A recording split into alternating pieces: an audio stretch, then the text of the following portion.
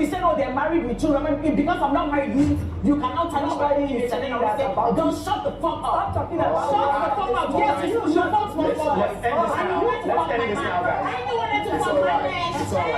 You're mad that I took the phone away before you done because it's cute. Thank you. No, bye. You don't respect the mother, you respect nobody. No, please. And that's when you're classless.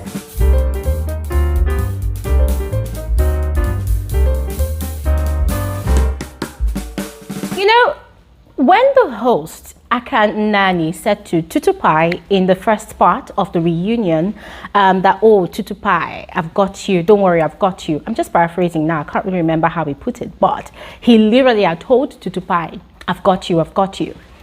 I didn't really understand what he meant. Yes, it didn't really click. I didn't really understand. But then, lo and behold, the concluding part of the reunion was released today on Showmax. And I watched it and boom, it was as though I had a eureka moment. It just dawned on me instantly that, so that was that. I mean, that was what that meant, you know? Like, guys, the way the whole thing looked, it just looked like this whole reunion show was Project Redeem Tutupie's image. Absolutely. That was how it looked. Because there were so many things that Tutupie did that on this reunion was not really addressed. Guys, the most disastrous of it all was those WhatsApp messages that she sent to Comfort. Yes, I know she apologized on the show. Yes, a lot of things that the women did, they apologized on the show, were actually addressed during the reunion show. But most of the things that Tutupie did and said to the women during her confessionals, guys, were not addressed. And it just made me suspicious of the whole thing, the whole production team. I mean, guys, it just looked like an organized way of allowing Tutupie to get away with it. Guys, Tutupie's behavior on the show the entire season was nasty. It was bitchy. It was petty. But what did we hear during the reunion show? She kept on blaming it on, oh, the gossips that she heard, the rumors that she heard. One thing I would have expected for the host to have asked Tutupie is, these rumors, these gossips, where exactly did you hear them from? Who exactly spilled these gossips to you, Tutupie? But guys, worst of it all was the way they made it look like, oh, all of Tutupie's negativity on the show, her toxicity, all of her ratchet behavior on the show should be blamed on the gossips. Frankly speaking, there was just too many things that were off about this concluding part of the reunion show. Samantha was desperately trying to clear her name, but then she was not really given the chance to. OJ was trying to clear her name. They were not giving her the chance to. Comfort in the first part of the reunion show was also trying to clear her name, but they were not giving her the chance to. But then every time Tutupie had a lot of things to blab about, they would give her enough screen time. And aside that, there was also Jeremiah, who only had 2 scenes in the entire season. But guess what? Jeremiah was literally, you know, enjoying more airtime, more screen time for the actual cast members of the show. The way the host kept on throwing questions at Jeremiah, ladies and gentlemen, it got me baffled. It made me wonder, like, okay, this is not really making sense at all. How come someone that had only 2 scenes in an entire 12-episode season is getting to have an opinion about most of the things that happened on the show? It just did not make sense at all. You know what, guys? You know what? We're going to get into the video. There's a lot to talk about this concluding part of the reunion show. But in the meantime, please go ahead, make sure you watch to the end of this video. Do not skip. I always advise you all not to skip so that you do not miss out on, you know, vital information. All right. And as usual, I will also encourage you all to please feel free to share your thoughts in the comment section below. All right. And officially, you are all especially welcome back to my YouTube channel. Hi, my name is Glory Elijah. This is Frankly Speaking with Glory Elijah, and I am the girl with the tea. Quick announcement. tomorrow is our live stream, as we do here every Saturday, 3 p.m. WAT. So please make sure you come through. Do not miss out. We're going to be having our FSWG Saturday YouTube live stream tomorrow. So please, this is a special invitation to all of you. Make sure you come through. Do not miss out. All right. And also, major announcement. I actually announced this yesterday on my review of Young, Famous and African. But for the benefit of those of you that did not hear, I have officially launched my new channel. Yes, it's going to be more like a lifestyle storytelling kind of channel. Yes, so the link is in the description box below. Please go ahead, click on it, watch the intro video. There's already an intro video there. Yeah, it's just basically to give you an idea of what will be happening on that channel. But more importantly is please subscribe to that channel for the different shades of Glory Elijah. All right, you know, on here we do more of reviews. Over there we're going to be doing quite exciting stuff that's completely different from what we do on here. So if you're interested in seeing that side of me, then please make sure you subscribe. So the link is in the description box, or you can just check the floating cards up here and you can totally become a part of that community as well. Now quickly, let's proceed into the details of this conversation. Okay, so let's start with the beginning. Samantha really confused me, or I don't know if it's production that actually caused the confusion, because when Jeremiah had been asked, you know, why she said she believed that Tutupie was telling the truth about Samantha indeed really wanting to collect her toaster's number, Jeremiah's explanation had been that, oh, because she could tell from Tutupie's eyes, and Tutupie had also disclosed that, oh, on Valentine's Day, they had actually gone out with the same man again. Now, Samantha's response was what really confused me. Now, she had said that Tutupie had kind of begged her to come out with her, that she wanted to meet a friend, which was OJ Posharella. That at that time, she did not really know OJ Posharella. She was just meeting OJ Posharella for the first time, right? That she didn't know OJ. So when they got there, they did not see any friend, and she kept on asking and asking, and Tutupie was saying that, oh, kind of the person is coming, that she didn't stay there for up to 30 minutes, that she left. So guys, I was really confused, because what we saw on the show was that Samantha was the first person that had a party. Yes, amongst all the women. Now, she had her bond party, and OJ was the MC of the party. And then, for the first part of the season, that's the first few episodes of the season, Samantha and OJ, they were always attending the ladies' gatherings together. They were the perpetual latecomers on the show.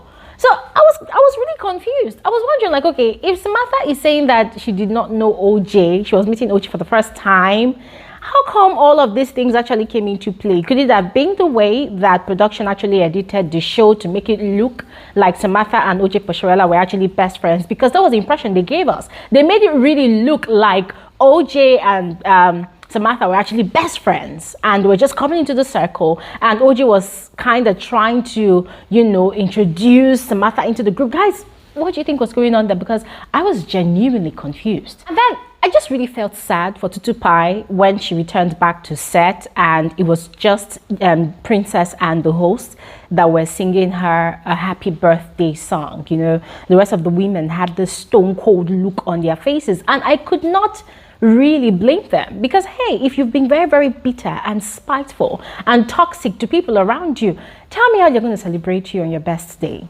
How exactly? This next part really got me livid. The question from the host, guys, I don't know if it was the host that, you know, formulated that question by himself, or if it was production that instructed him to ask that question. But for me, I just felt like that question was completely out of place in that reunion. That question had no existence in that reunion. Imagine asking Princess if she felt like Arafa bringing her to a house was a setup, you know, like Arafa and Comfort setting Princess up in Arafa's house. Guys, if you all recall the scene where Arafa and Princess had that heated altercation, and Arafa had, you know, instructed or maybe commanded Princess to get out of her house, even brought her security to walk her out. And Princess actually agreed that she felt like it was a setup. She felt ambushed. And then Princess even went as far as reaching by saying that there was abuse. Guys, physical abuse. That when she got there, when they were talking, Comfort had actually thrown a straw at her and they had laughed about it, which is very, very contradictory because in abuse, there's no such thing as such form of entertainment or cordiality in abuse. No, there's nothing like, oh, someone abused me and I'm having fun with it and I'm happy. I mean, that was quite contradictory. And then there was also the part where she said, oh, when they were having the altercation and then she pointed a finger at Arafa and Arafa removed her hand. And I'm like, girl, what were you expecting? That you point your finger to a woman's face? Maybe, okay, let's take away the age factor. The Arafa is older than Princess, but you point your finger at someone's face and you expect the person to stand there and look at you. And in that person's own house, under the person's own roof, you did that and you expect them to, I don't get, what was Princess expecting again? Like, was she expecting Arafa to bring her face closer so that she would poke her eyes? I don't get it, guys. So I was confused. I'm like, how exactly was that a setup? How? How was that a setup? They had an altercation and Princess, in my frank opinion, said a lot. Yes, Princess went too far. Arafa also went too far. So that was grown-up adults having an argument. So where did setup come from?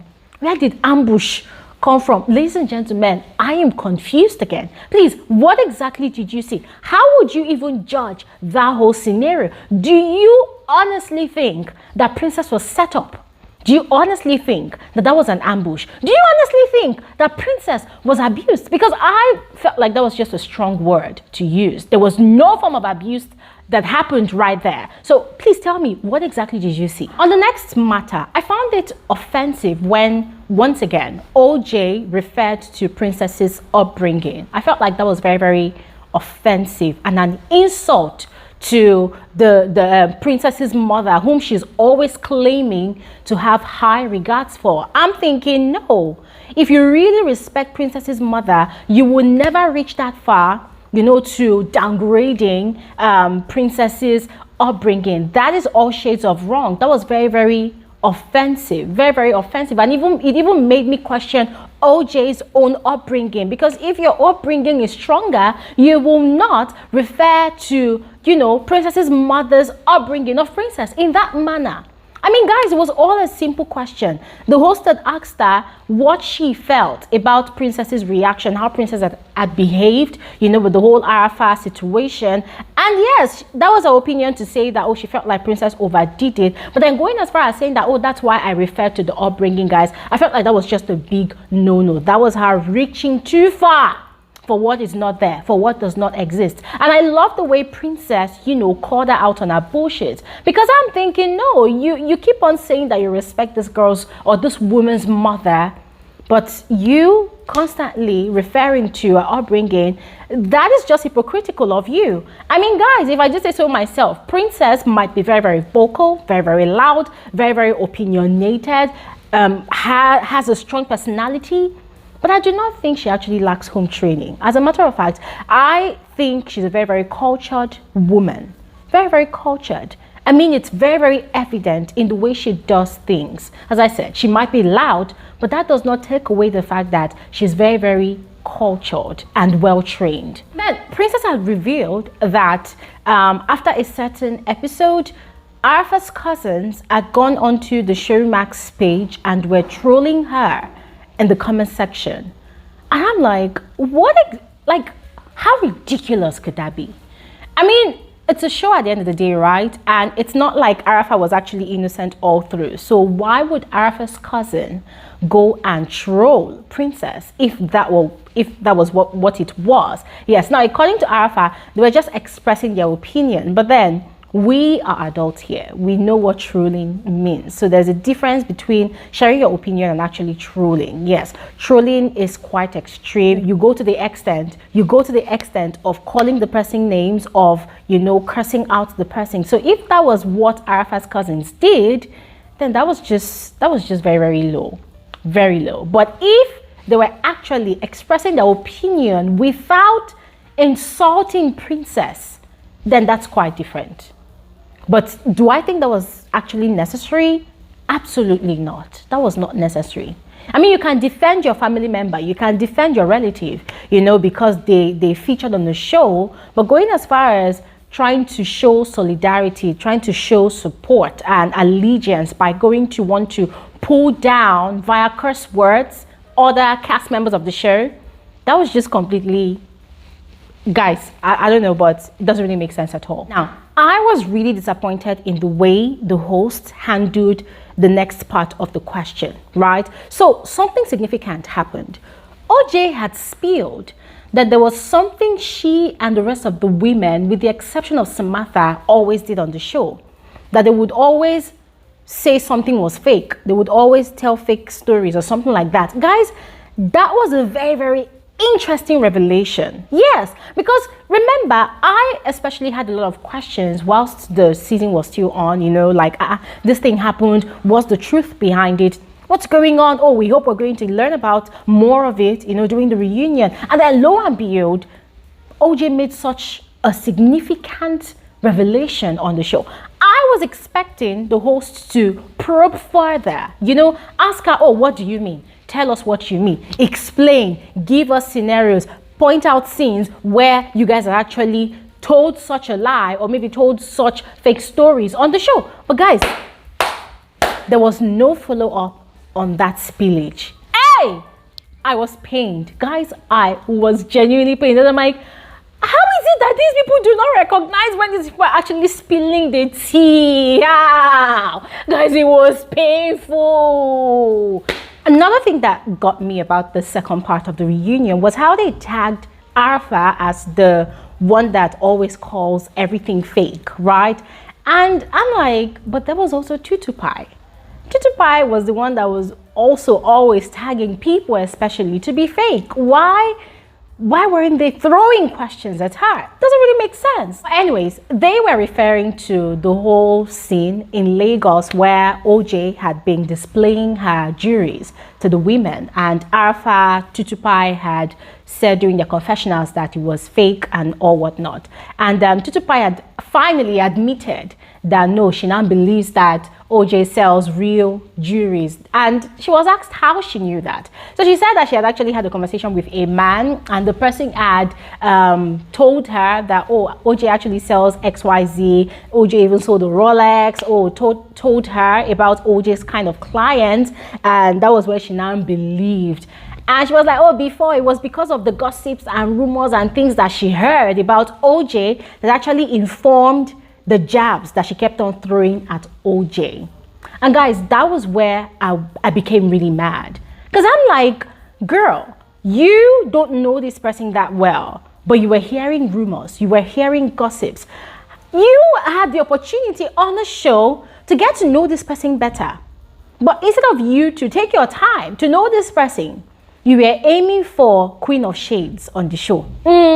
You were aiming to carry the crown for Queen of Toxicity by just literally becoming toxic and hateful towards this person.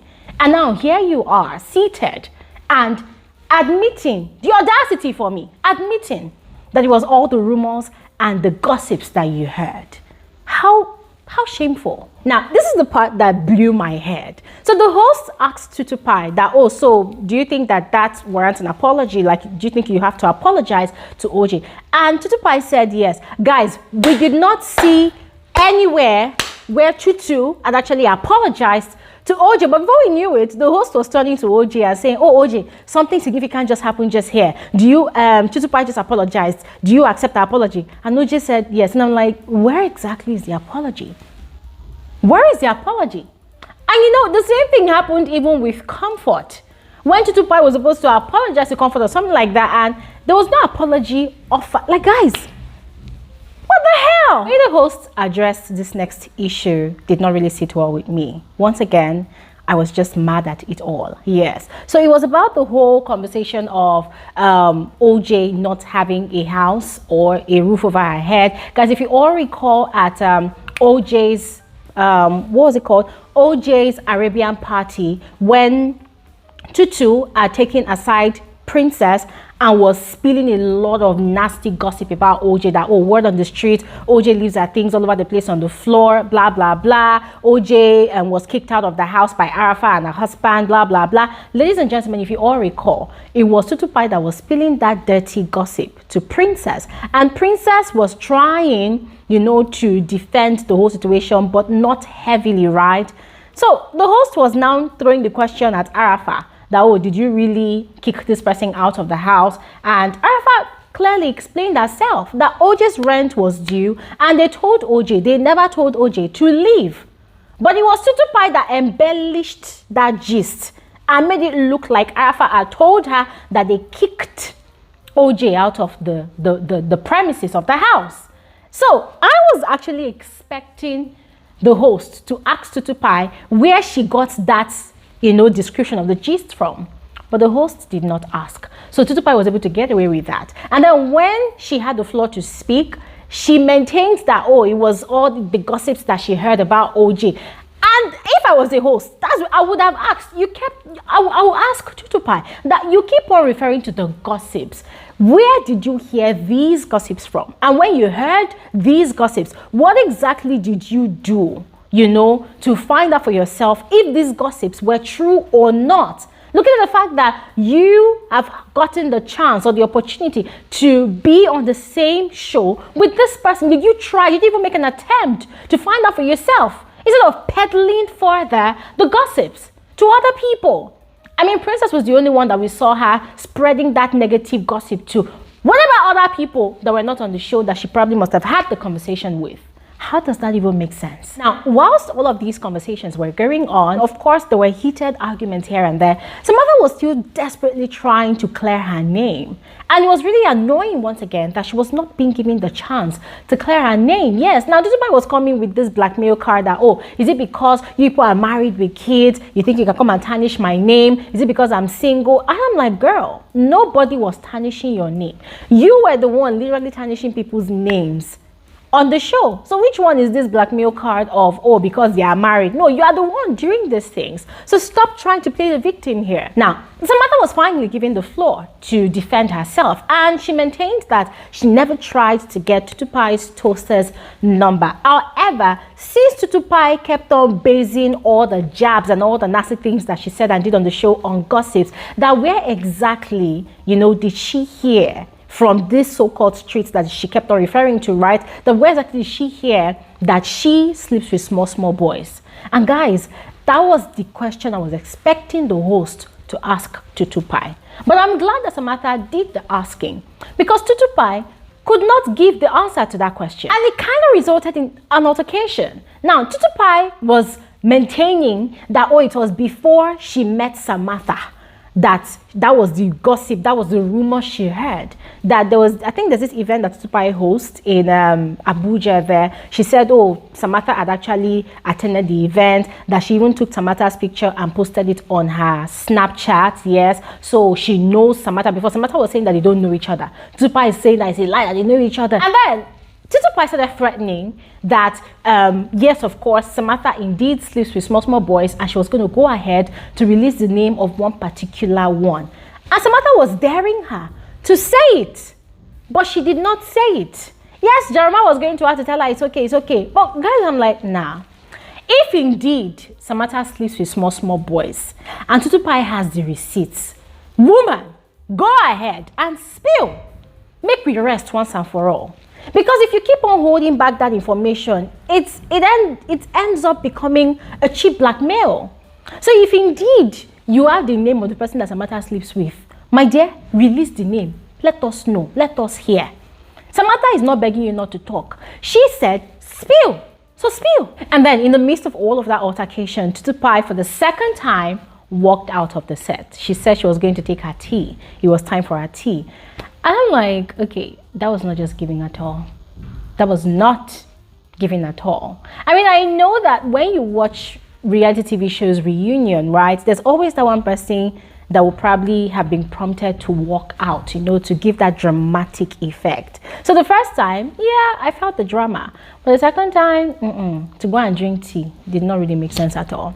But anyways, moving on to the other issue that was discussed. Arafa and Comfort's friendships. Yeah, just basically friendships in the group. Yes, and we all saw how Arafa and Comfort had the potential friendship, right? They were blooming something, but then along the line, with all the gossips that came in between them, the friendship, you know, was killed. And now, of course, Arafa constantly saying that Comfort is not a friend, Comfort is not a friend. Guys, did not really help matters at all. And then Comfort was asked how she felt about it, and I love the way she was very, very, you know, mature about her explanation, even though she said that no, at that point in time they were no longer friends, but I mean there's a possibility that they still could bloom a friendship. Yeah, guys, I was really touched. Like, I almost shed a tear when Arafa tendered an apology to Comfort. Guys, for the first time on the show this season, I felt like that was the first time Arafa was actually giving a genuine apology. I felt it, and you could see that she regretted all the things that she has said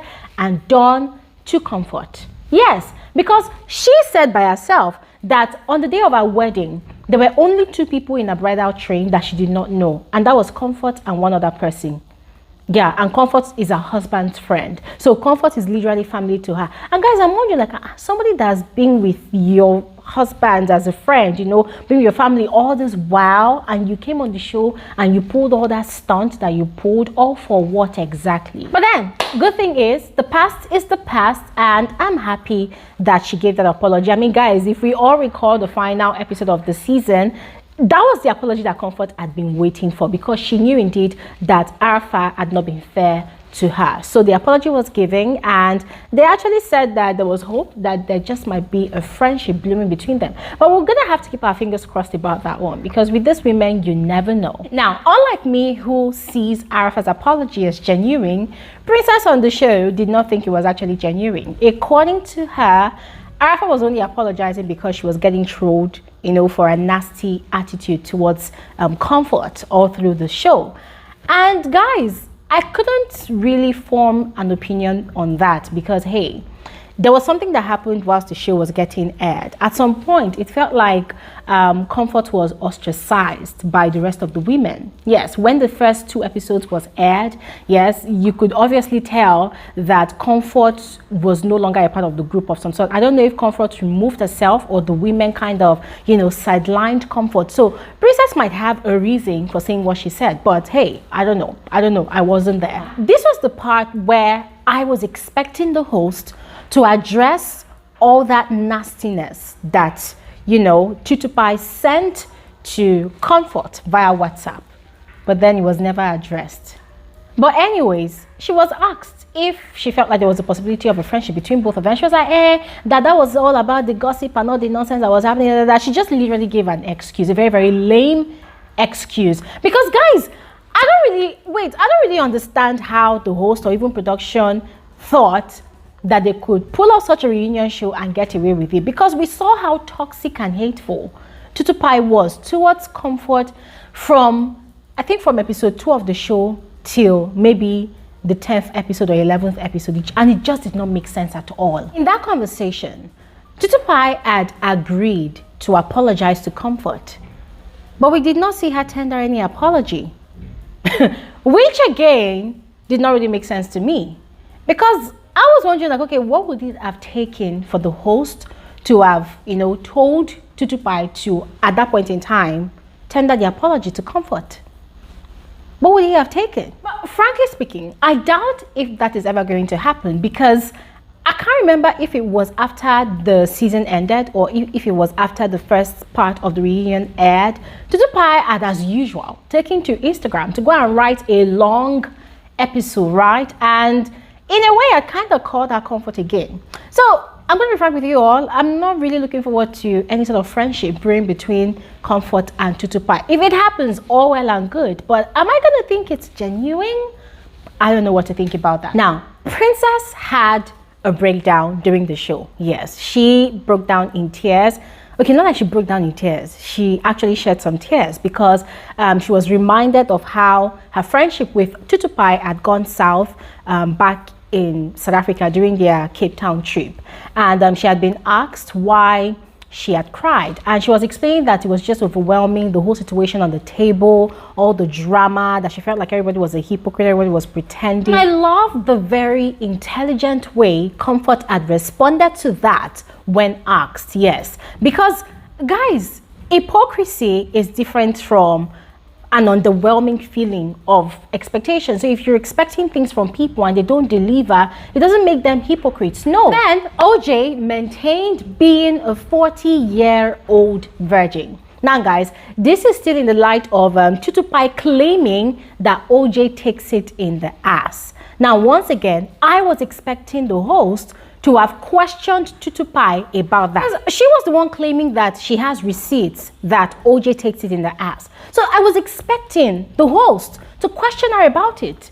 That if she has the receipts, she should present it. The show itself is looking for controversy. The show itself is looking for traffic. That would have given us the controversy that we wanted. But then they just deaded that conversation like that. And it was so disappointing. It was really disappointing. Yes, I expected more from that conversation, but nothing really came out of it. And we're sharing OJ, Tutupie, and Princess's rant on social media. And it was really annoying because OJ was trying to clear the air about all the negative and nasty things that Tutupie said about her in a rant.